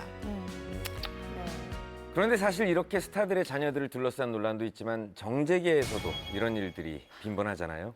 근데 사실 아무래도 국민들은 청렴결백하고 좀 모범적인 정치인들을 원하는데 보통 정치인들이 다른 거 외견상 드러나는 건 관리를 잘 해요. 그런데 결국에는 이 모정, 부정에 이르는 영역에 있어서는 또 해선 안 되는 일들을 하기도 해서 이런 게 구설수에 오르기도 합니다. 뭐 대표적인 케이스가 있잖아요. 뭐 전혀 사실 무기인 걸로 나중에 밝혀졌지만 과거에 한나라당 이해창 총재 같은 경우는 대선 후보로 나가서 2번이나 떨어졌단 말이죠. 그리고 나서 이미 다 떨어지고 난 다음에야 그게 조작된 거라는 게 나중에 밝혀졌는데 본인한테는 정말 억울한 일인 거죠. 아들의 병역 비리 그렇죠. 그 사건 말이죠. 비리라고 하면 좀 그렇지만은 왜냐하면 보통 자녀들이 어리면은 비리까지는 보통 연루가 안 되지만은 이제 구설수에 오르는 일들은 굉장히 많았죠. 뭐 SNS 글을 잘못 올려가지고 그 때문에 거꾸로 부모가 피해를 입는다든지 뭐 큰 선거에서 떨어진다든지 이런 경우가 발생하곤 하죠. 기억나는 게 좀 색다른 사건이었죠. 누구요? 고승덕 변호사 마지막에 딸아 미안하다 사랑한다 뭐 이랬었나요? 뭐 그렇게 외쳤던 그 사건이 좀 생각이 나는데요. 그게 몇 년도죠? 2014년도? 네, 2014년 6월 지방선거인데. 예. 당시 서울시 교육감 출마했다가 그렇죠. 오히려 방금 나왔던 미안하다로 네, 예. 그때 그런데 그 미안하다 이렇게 할 때 뒤에 이제 사회를 보고 있던 분이 이제 제가 아는 방송하는 분인데 전혀 계획이 안 된 거였대요. 네, 그래가지고 그 당시에 그 노래가 리믹스가 돼가지고 미안하다 송이 나오기도 했죠. 아 진짜요? 미안하다 미안하다 이런 거 나오지 만든 거 아니에요? 않았어요? 본인이 만든 거 아니에요? 많았어요. 뭐 패러디도 했지만 그 짤을 엄청 어디 막 그림에다 갖다 붙여갖고 막 피구왕 통키 같이 만든 것도 있었어요. 이렇게 머리 불나오고 이런 거. 맞아요. 락 메탈로 막 편집되기도 네, 그리고 이 손에 거의 여기다 농구공을 씌워서 농구 골이 나는 것도 했었고요. 별의별 패러디가 진짜. 그러니까 그게 뭐 네. 귀엽거나 자꾸 보고 싶어서가 아니라 사실 조롱의 의미가 굉장히 컸던 맞아요. 그런 패러디물들이었잖아요. 그래서 그러니까 얼마나 미움을 샀으면 우리 사회에서 그랬을까. 가장 그러니까 하여튼 똑똑한 쪽으로는 소문났던 분이 오히려 뭐 전혀 그 똑똑한 영역과 관계 없는 행동 비슷한 걸 하니까 거기서 좀 사람들이 패러디 요소를 많이 느낀 게 아닌가. 그렇죠. 지금 네. 굉장히 똑똑하다고 말씀하셨는데 고승덕 변호사는 사법, 외무, 행정 3관왕을 오른 분이기 때문에 많은 주목을 받았었고 또 예능 프로그램이나 강연 등을 통해서도 굉장히 최고의 인기를 누렸던 그런 유명인이었죠. 변호사로서. 그렇기 때문에 좀 그 이후에 많은 논란들이 이슈가 됐습니다. 그리고 그렇게 똑똑한 분이 삼관왕 하신 분이 교육감 된다니 자녀를 둔 학부형들이 그렇죠. 고승덕 변호사에 대한 그 지지도가 굉장히 높았었거든요. 그래서 그 당시에는 거의 당선이 확실시 된 듯한 그런 분위기였다고 해요. 그런데 여기서 반전이 일어납니다. 정말 반전이 없어서 그분 재미가 입장에서는 없죠. 참 원하지 않는 반전이겠네요. 그렇죠. 많은 분들이 기억하실 겁니다. 닉네임이 고캔디였어요. 이 닉네임을 가진 한 사람이 자신의 SNS에 글을 올리는데요. 제목이 이렇습니다. 서울 시민에게. 벌써 제목에서부터 느껴지는 뉘앙스가 뭔가 싸한 느낌이 들죠. 글 내용이 이렇습니다. 내 아버지 고승덕은 서울시 교육감 후보로서 자격이 없다고 주장을 하는 내용이었는데요. 파문이 일어날 수밖에 없었죠. 고캔디 씨가 바로 고승덕 변호사의 딸 고희경 씨였는데요. 이 글을 보면 좀 더 충격적입니다. 내 아버지인 고승덕 변호사는 자신의 자녀 교육에 참여하기는커녕 연락조차 하지 않았고 나는 11살 때부터 아버지 없이 사는데 익숙했다라는 말과 함께 사실 미국에서 자라면서 언론을 통해 아빠의 모습을 봤는데 학생들에게 공부법과 성공법에 대해서 강연하는 모습 보는 것이 나는 굉장히 좀 화가 났고 인정할 수 없었다. 뭐 이런 뉘앙스의 글이었죠. 듣기만 해도 제가 자식 된 입장에서는 되게 화가 나는 글인데 정작 자기 자식은 뒷전이었고 남들부터 챙겼다는 얘기잖아요. 근데 또 생각해보니까 고캔디란 아이디가 외로워도 슬퍼도 나는 안 울어. 약간 거기랑 좀 연관이 있는 것 같아요. 근데 이게 폭로 자체가 굉장히 충격적일 수밖에 없는 상황이었고 그런 내용이었기 때문에 당시에는 이제 정말 친딸 맞느냐 이런 의혹도 좀 제기됐었죠. 또 아무래도 선거 시즌이다 보면은 또 근거 없는 소문들이 좀 많이 불거지는 경우가 있잖아요. 그래서 그런 의혹도 생겨난 건데 하지만 이 글이 올라온 직후에 고 박태준 회장의 장녀인 박진아 씨가 고캔디라는 닉네임으로 이 글을 올린 사람이 자신의 조카인 고희경이 맞고 고희경은 고승덕 변호사의 친딸이 맞다라고 이야기를 했습니다. 그리고 이어서 이 SNS에 글을 올린 그날에 고희경 씨는 SNS에 고승덕 변호사와 어렸을 때 함께 찍었던 그 사진을 올리면서 적극적으로 사실 해명에 나섭니다. 저 사진. 자, 사진까지 공개했으니 고승덕 변호사가 엄청나게 충격을 받았겠는데요. 상황이 어땠습니까? 뭐 그것도 그렇지만 사실 선거 승리를 목전에 둔 상황이었어요. 그래서 굉장히 본인에도 충격적이었는데 이 일로 결국은 6월 1일 기자회견을 해서 자신의 가족사를 공개하게 됩니다. 84년도에 첫 아내를 만나서 결혼을 했습니다. 그리고 미국 유학길에 올라서 고캔디 씨죠. 고희경 씨를 출산을 했고요. 이후 92년도에 한국으로 부부가 돌아왔고 하지만 자녀 교육으로 인해서 부부가 좀 갈등이 심했다고 합니다. 그래서 98년도에 아내가 내가 책임지고 아이를 잘 키우겠다. 양육권 요구와 함께 미국으로 떠났다고 합니다. 그리고 고희경 씨가 15세가 되던 해에 2002년도죠. 이혼을 하게 됩니다. 그리고 2004년도에 고승덕 변호사는 지금의 아내죠. 아내와 재혼을 해서 현재까지 잘 지내고 있습니다. 근데 15살이면은 정말 사춘기라 되게 예민할 때인데 아빠가 정말 뭔가를 딸에게 서운하게 했던 것 같은 생각이 들어요. 그렇지 않고서는 실제로 자기 친부에게 이렇게까지 한다는 거는 진짜 쉬운 일이 아니거든요.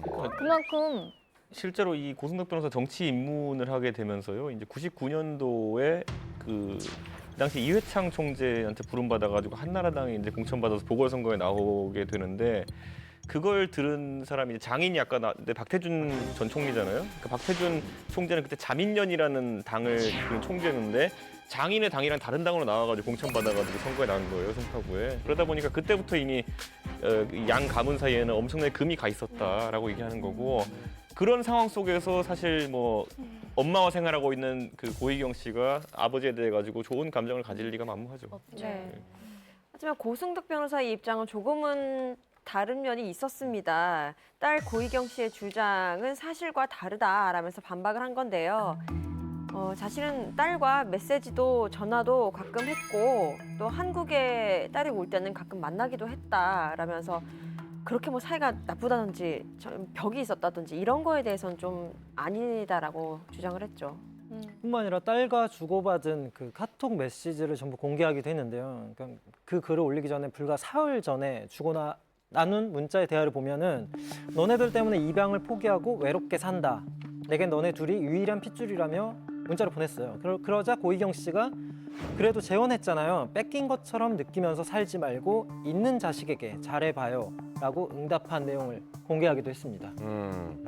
보통은 아빠가 우리 딸, 우리 딸. 막내, 귀염둥이, 사랑이, 뭐 애기 뭐 이렇게 하는데 고희경, 딸 캔디 이렇게 써놓는 거가 되게 뭐 이상하다. 그렇죠. 좀 짠하네요. 상황이. 사람들이 카톡 네. 내용을 보면서 우리가 지금 느낀 것처럼 좀 마음 아프다. 부녀 사이 또 딸의 입장, 아버지의 입장 좀 약간 안쓰러운 마음이 들었던 것이 사실인데 이런 분위기에 대해서 좀 고희경 씨는 사생활 이야기로 동정심은 옳지 않다. 라면서 단호하게 선을 그은 것으로 전해지고요. 자신은 오직 고승덕 변호사가 심적으로나 재정적으로 자녀를 부양하거나 책임진 일이 없다라는 사실을 알려주기 위한 것이었고 그러니 자신의 편지를 정치적으로 이용하지 말아달라고 경고를 했습니다. 이거 공개한 것 자체도 자식한테 더 그럼요. 상처일 것 같아요. 그럴 것 같아요. 실제 이 당시 고승덕 변호사 같은 경우에는 자기 과거사 고백뿐만 아니라 이런 이것과 관련해 가지고 이제 상대 후보가 공작 정치를 펼치고 있다라고 이렇게 주장하기도 했어요. 아이고. 사실 선거를 막바지에 두고 폭탄 발언들은 종종 있잖아요. 그런데 한편으로는 지금 이 시기에 발언을 했었어야 했나라는 생각을 하는 분들도 있고요. 여러분들은 어떻게 생각하시나요? 어떻게 생각하세요, 이제? 근데 선거 하다 보면요, 확실히 다른 뭐 어떤 의혹 사안들은 모르겠지만은 가까이 있던 사람들의 증언이라든지 이런 거는 나오면은 유권자한테 영향을 많이 미치죠. 예. 그러니까 저는 이거를 폭로한 쪽도 솔직히 선거에 영향 주기 위한 의도가 있었다 보고요. 예. 그리고 그거는 솔직히 우리가 가늠하기 어려운 어떤 한 십수년간 쌓인 가족 간의 그렇겠죠. 어떤 그런 불화기 때문에 뭐 쉽게 얘기하면 좀 그렇지만은 뭐 수신제가라는 말이듯이 제가 못했던 거죠. 맞아요. 정재원 의원도 수신제가를 못한 죄를 본인 입으로 얘기를 했을 때 저도 공감이 갔거든요. 집안부터 다스려야 되는데 교육감이 아니고 국회의원 선거였다고 하면 국회의원 선거였으면은 좀 지역구가 많다 보니까 네. 영향이 적었을 수도 있고, 근데 교육감은 특히 이제 교육에 관련된 부분인데 교육적이지 못하다라는 인식을 좀 주니까요. 딸 입장에서도 아마 국회의원 선거였다면 그렇겠죠. 이렇게까지 글 올리지 않았을 수도 있다는 실제로 생각이 2008년대 국회의원 선거 나왔을 때는 이게 안 나왔죠. 네. 안 나왔으니까. 그리고 사실 저 그때 기억나는데 그 조영 교육감 아들도 이제 본인의 SNS에 글을 올렸던 기억이 나는데 아버지를 되게 칭찬하는 우리 아버지 정말 최고다 뽑으셔야 되나 뭐 이런 취지의 글을 올렸었고 이에 반해서 이제 이분의 딸은 이제 뽑으면 안 된다라고 글을 올리면서 너무나 대비되는 그 가족을 어떻게 이제 케어해 왔는가라는 문제가 딱 너무나 대조적으로 보였죠. 유권자 입장에서는 네. 우리 아버지 뽑아도 됩니다라는 쪽으로 당연히 뽑죠. 기울 수밖에 없죠. 제 지인이 이제 고캔디와 친분이 있거든요. 그래서 당시에 그때 얘기를 좀 들었었는데 이렇게까지 진행됐던 것이 그때 이제 뭔가 그 존재를 굉장히 숨기려고 했었대요. 고승덕 변호사가 그 딸을 자기가 이제 나가야 되고 이러니까 이 글만 보면 그렇게 안 보일 수 있는데 그래서 그런 걸 하니까 약간 욱하고 막 이랬던 부분이 있었던 것 같아요. 어쩌면 장시간 동안 엇갈린 오해로 곤혹을 치른 고승덕 부녀. 이후 두 사람은 어떻게 지내고 있나요?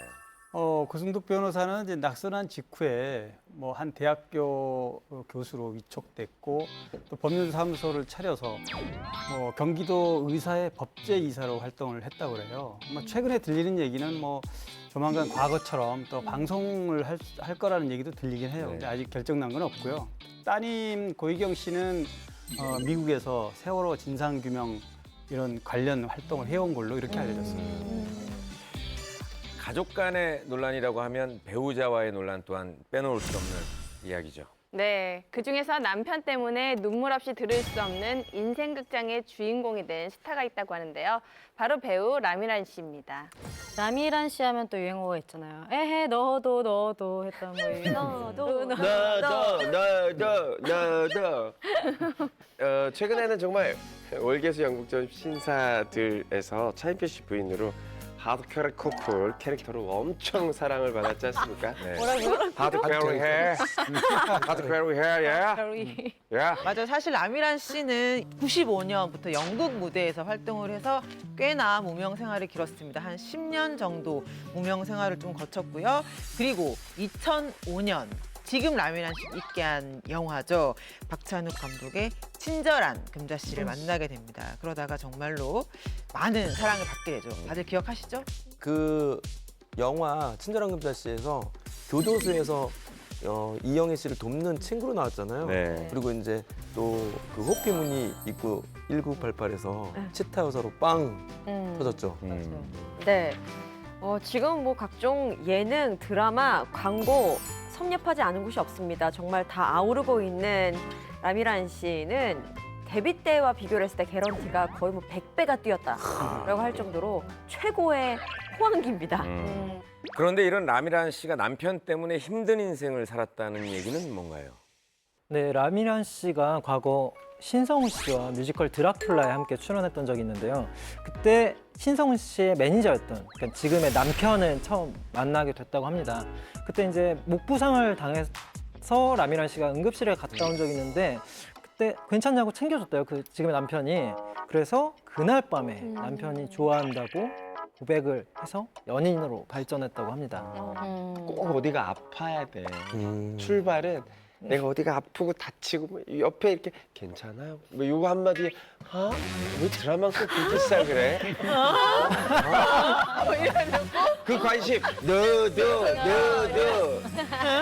이렇게 매일 만나다 보면은 좀 약간 친구 같기도 한데 네. 좀 약간 다툼도 있을 수도 있고 꽁냥꽁냥 하다 보면 이렇게 정이 그쵸? 붙기도 네, 하거든요. 네. 두 사람이 2002년에 결혼을 했습니다. 근데 아까 신성훈 씨 얘기 나왔지만 남편이 가수 매니저 역할을 했는데 당시에는 음반 시장이 굉장히 불황이었고 또 실제로 이 남편이 매니저 할 때는 제대로 월급도 못 받을 만큼 좀 사정이 여의치 않았다고 그래서 오랫동안 이제 못했고 근데 라미란 씨 역시 뭐 그때는 완전 무명이었기 때문에 뭐 한 달 수입이 뭐 몇십만 원에서 뭐 기껏 해봐야 100만 원이 넘지 않았으니까 연간 해봐도 몇백만 원 수준이었다고 그래요. 그러니까 굉장히 신혼생활이 녹록치 않았다고 그래요. 근데 진짜 신혼이면은 하고 싶은 것도 많고 또 이제 살림을 하려면 이제 필요한 것도 굉장히 많았을 텐데 좀 힘들었겠어요.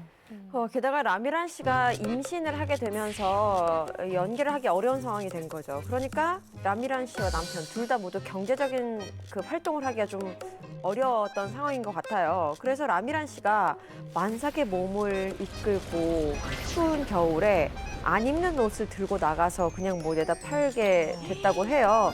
근데 라미란 씨의 이런 모습이 좀 안 돼 보였는지 앞에 있던 가게 아저씨가 할 것 같지도 않은 그런 목도리를 괜히 사주면서 이렇게 좀 도와줬다고 하더라고요. 이런 일화가 전해질 정도로 힘들었다고 합니다. 짠하다. 네. 그런데 사실 힘든 일은 한꺼번에 좀 몰려오잖아요. 라미란 씨 남편이 아주 큰 사건에 휘말리게 됩니다. 여기서 사고 치면 안 되는데. 자, 이제 라미란 씨 남편이 경찰서에 가게 되는 일이 벌어지는데요. 라미란 씨 남편이 이제 친구와 함께 온라인 게임에서 사용하는 뭐 이런 가상 화폐를 대량으로 수집해서 이거를 현금화를 했다고 해요. 결국 부당 이득을 챙긴 혐의로 경찰서에 가게 된 큰 사건의 연루가 된 거죠. 그때 당시에 굉장히 성행하던 게 바로 사이버머니. 그러니까 뭐냐면 해킹이라든가 전화선을 도용을 해가지고 거액의 사이버머니를 이렇게 가로채는 그런 겁니다. 그런 게 굉장히 많았어요 예전에. 저도 제 둘째 아들이 사이버머니를 5만 원을 잃어가지고 굉장히 속상해하던 걸 봤는데. 아니 정말 잃었어요? 잠깐 사이에 그 컴퓨터 하다가 사이버머니로 이렇게 그런 일이 굉장히 많았습니다 옛날에. 근데 아드님 몇 살이에요? 지금 대학생입니다. 그때 5만 원 잃어버렸을 때는 몇 살이었어요? 초등학생. 네. 그래서 아무튼 이 사이버머니 현금화라고 굉장히 문제가 된 시절이 있었죠. 네. 아무래도 임신한 아내를 보니까 남편이 돈에 좀 쫓기는 그런 마음이었던 것 같아요. 그래서 남편이 그 일을 하겠다고 이제 라미란 씨의 카드까지 가져가서 수천만 원의 빚을 졌는데 몇 달도 되지 않아서 경찰에 잡힌 거죠. 그때가 또 임신 5개월쯤 됐을 그때라고 하는데 남편이 재판에 넘어가기 전에 구치소에서 꺼내왔다고 일화를 전했습니다. 수천만의 빚까지 지고 정말 몸도 힘든데 마음도 진짜 힘들었을 것 같아요. 아, 진짜 가뜩이나 없는 살림에 마음고생이 정말 컸겠네요. 대충 들어만 봐도 그 고생이 어느 정도인지 네. 저는 짐작이 가네요. 저도요. 네. 자, 어느 정도 힘들었냐면 전기세를 낼 돈 정도도 없었다고 해요. 아유. 그리고 애를 낳을 때도 그 애를 낳을 돈이 없어서 시아버지가 병원비를 내줬고 또 아이를 낳고 나서는 친정에 결국 들어와서 살림을 했다고 하니까 굉장히 안 좋았던 거죠. 그때 이후에 이제 라미란 씨가 이제 생계를 책임지게 됐는데 그때 이제 지금처럼 유명한 배우가 아니었잖아요. 그러니까 배우로서 공연을 못할 때는 음향이나 뭐 조명 이런 쪽에서 아르바이트를 하거나 판매일도 한 적도 있고 시식 요원, 뭐 주유소 아르바이트 안 해본 일이 없다고 해요. 아, 닥치는 대로 다 하셨네요. 이쯤에서 라미란 씨가 또 뭐 19금 영화에 출연한 일이 있다고 합니다. 뭐 이것은 뭐 돈 때문에 찍은 건 아니고 일단 작품이 좋아서 찍었다고 하는데 그 영화가 굉장히 노출 씬이 좀 강하게 들어있는 씬이라고 합니다. 한 방송에서 밝힌 내용인데요. 극 중에서 탈북 여성으로 나왔는데 영하 22도 그 추운 날씨에 그 시장에서 좀 야한 씬을 촬영했다고 합니다. 열정이 없으면 그럼요. 네, 그동안 그 어려운 씬을 한 거죠. 상황에서도 또 연기에 대한 열정은 맞아요. 굉장하셨네요. 네. 아니 제가 듣기로도 뭐 라미란 씨는 평소에 되게 화통한 성격이라고 들었거든요. 근데 제가 얼마 전에 뭐 그 언니들 그 방송을 같이 한 적이 있는데 그때 제가 본 기억으로 되게 여장부 같은 스타일, 되게 리더십이 강한 스타일 같았어요. 또 뭐 방송 임하는 자세 보면 되게 긍정적인 마인드로 항상 생각하는 것 같았고 그래서 영하 22도에도 그렇게 버티지 않았나. 그러니까 아마 오늘의 라미란 씨가 존재하는 거고요. 아마도 그런 성격 덕분에 그런 힘든 시기를 잘 극복하지 않았을까 싶어요. 그러니까 라미란 씨 같은 경우는 어렸을 때도 굉장히 가난했다고 그럽니다. 아버지가 2살 때 돌아가셨고 어머니가 문구점을 하면서 5남매를 키웠으니까 굉장히 힘들게 살았겠죠. 그래서 어려서부터 아예 가난한 몸에 배서 별로 부끄러워한 적은 없다. 그렇게 얘기했어요. 네. 이런 성격 아니면 남편을 포용할 수가 없죠. 아무리 사건 사고를 내서 막 네. 저기 해도 힘든 상황일수록 그럼요. 포용할 수 있는 자세가 확실하신 분이네요. 그리고 남편이 정말 내 편이다라는 애정을 갖고 있는 게 좀 에피소드로 드러난 게 있는데요. 라미란 씨가 한 방송에서 남편의 직업에 대한 이야기를 합니다. 어려운 생활 속에서도 어떻게든 라미란 씨의 수고를 덜어주고 싶었던 그 남편이 막노동은 물론이고요. 일수를 찍는 일도 마다하지 않고 했다고 해요. 하지만 이에 대해서 라미란 씨 당연히 뭐 부끄러워할 필요가 없죠. 오히려 자신의 몸으로 떳떳하게 일하고 있기 때문에 좋다라고 아주 쿨하게 이야기를 했습니다.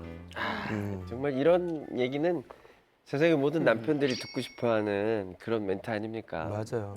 그 라미란 씨가 이제 잘 되고 난 다음에 남편의 길을 살려주기 위해서 특별한 선물을 준비했다고 하는데 그게 남편에게 가게를 차려주는 계획을 세웠습니다. 멋있다. 멋있다. 역시 라미란. 왜 아내가 존경스럽다라고 할 때 이런 느낌일 것 같아요. 진짜 남편이 너무 존경스러워. 신사임당 같은. 와이프가. 멋있다. 네. 그런데 뭔가 이제 좋아할 거라고 생각했던 남편이 의외로 이거를 거절했다고 해요. 왜요? 저는 뭔가 아무래도 그런 느낌 아니에요. 아내가 잘 된 것 때문에 자기가 이렇게 덕을 보는 거에 대해서 좀 부담감이 있을 수도 있고. 내용만 봐도 계속 뭐 막노동은 물론이며 진짜 잡들의 일까지 다 했다고 하잖아요. 그 와이프한테 도움이 되고 싶어서. 근데 이렇게 와이프가 힘들게 번 돈으로 가게를 받는 게 부담스럽지 않았을까요? 남편도 멋지시네요. 네. 남편도 멋있네요. 네. 네. 그런데 이렇게 서로 존중하는 부부가 이혼을 할 뻔한 적이 있다고요. 맞습니다. 그 이유는 라미란 씨의 외도. 네. 그런데 이렇게 서로 존중하는 부부가 이혼을 할 뻔한 적이 있다고요. 맞습니다. 라미란 씨 남편이 밝힌 얘긴데요. 하루는 남편이 집에 와보니 집에 뭐 술이며 뭐 엉망이고 침대에 웬 낯선 남자 한 사람이 자고 있었다는 겁니다. 심된 이건 나 그래서 이제 남편 김진구 씨가 이대로 결혼 생활을 유지해야 하나 굉장히 심각한 고민에 빠졌다고 합니다. 그래서 자초지정을 좀 들어보니 이제 라미란 씨가 후배 4명과 술을 마셨다고 해요. 근데 술자리가 길어지고 좀 재밌다 보니까 후배 4명을 라미란 씨 집으로 데리고 오는 거예요. 또 2차, 3차 술을 계속 먹은 거죠. 그리고 아침이 됐어요. 라미란 씨는 이제 연극 공연을 하고 있었기 때문에 나갔고 라미란 씨 아이가 유치원 가야 되는 상황이어서 후배 3명이 이 아이 유치원을 바래다 주고 제일 취했던 분이신가 봐요. 이분 혼자 침대에서 자고 있었는데 이것을 남편이 딱 본 거죠. 그냥 보면 진짜 불륜의 현장일 수밖에 그쵸. 없는 내용이잖아요. 왜 하필 혼자 남았대? 아니, 눈치도 없이. 근데 뭐 라미란 씨하고 남자하고 막 뭐 둘이 있는 것도 아니고 혼자 딸랑 남겨줬으면 뭐 그래도 오해할 만하죠. 그렇죠. 나 같으면 오해 안 할 것 같아요. 이게 성격 아니 뭐 오해를 해서 이게 아무리 부부가 사는 침대에 맞아. 낯선 사람이 있다는 건 여자가 남자를 데리고 와도 싫고 남자가 여자도 안 되는 상황이거든요, 사실은. 실제로 라미란 씨가 아무리 이에 대한 설명을 해도 좀 믿지를 않고 뭐 이렇게 좀 힘들었다고 해요. 그래서 실제로 라미란 씨가 6개월간 정말 술도 안 마시고 빨리빨리 귀가를 하는 뭐 이렇게 근신했다고 합니다. 라미란 씨가 화통한 성격이라서 후배들을 챙기고 뭐 이러다 그렇죠. 보니까 이제 이런 해프닝 연극하다 보면 또 그럼요. 후배들과 술 많이 먹는 자리 많잖아요. 어쨌든 많은 고난과 역경을 딛고 새로운 전성기를 맞고 계시는 라미란 씨. 그럼 지금은 아주 황급한 인생을 즐기고 계시겠네요. 그 무명 시절에 네네. 비하면 100배 이상 뭐 물론 이제 100배 지금 뭐 CF 찍으면 억대 이상 넘어가니까 이제 그렇게 계산이 되는 건데 아직도 뭐 이렇게 넉넉한 생활은 아니라고 그래요. 그래서 사실 작년부터 이제 급속하게 개런티가 이제 올라오고 뭐 그랬지만 22년간 무명 생활을 했고 아마 이렇게 좀 잘 나가는 기간이 좀 조금 더 몇 년 더 가야지만 좀 넉넉해질 텐데 어쨌든 돈을 벌기 시작한 지가 오래되지 않았기 때문에 아직도 예전에 졌던 빚을 좀 갖고 있는 모양이에요. 근데 되게 강한 여성의 아이콘으로 약간 부각되기 시작하신 것 같고 사실 또 안티가 없는 것 같아요. 네. 그래서 이런 여성 배우를 만나기도 쉽지 않고 뭐 이렇게 오랜 시간 동안 어떻게 보면 이제 고통으로 말미암은 그런 속 깊은 그런 것으로부터 나온 또 연기력이 있기 때문에 아마 앞으로도 쭉 잘 가시지 않을까 생각되네요. 네. 근데 뭐 이쯤에서 궁금한 건 또 남편분이 아직도 혹시나 그쵸? 직업을 네. 찾아서 방황을 하고 계시는지도 궁금해요. 남편분이 막노동도 하고 일수도 찍고 뭐 한다라고 말한 뒤 약 2년 뒤입니다. 부동산 중개업을 하고 있다라고 오. 밝혔는데요. 여기서 반전이 있습니다. 라미란 씨는 남편이 부동산 중개업을 하고 있지만 1년째 집 한 채도 아직 못 팔았다고 이렇게 해요. 네. 그래서 이제 좀 시간이 널널해서 집안일을 많이 돕고 외조를 또 톡톡히 하고 있다고 합니다. 네, 그런데 이번에 얘기할 스타는 가족 때문에 파란만장한 인생을 살고 계신 분입니다. 바로 욕쟁이 할머니 김수미 씨입니다. 근데 뭐 김수미 씨가 욕으로 좀 유명해지고 되게 재밌는 캐릭터로 바뀌었잖아요. 그래서 어떻게 욕을 저렇게 맛깔나게 연기를 잘하시지라고 생각을 했었어요. 근데 정말 정감 있게 욕을 잘하세요. 착착 붙죠. 네, 입에 찰지게. 근데 듣는 사람으로 하여금 기분이 하나도 안 나쁘게. 정말 왜 식당에 가면 욕쟁이 할머니가 기분 안 나쁘게 하듯이 너무 재밌었던 그 캐릭터였던 걸로 기억해요.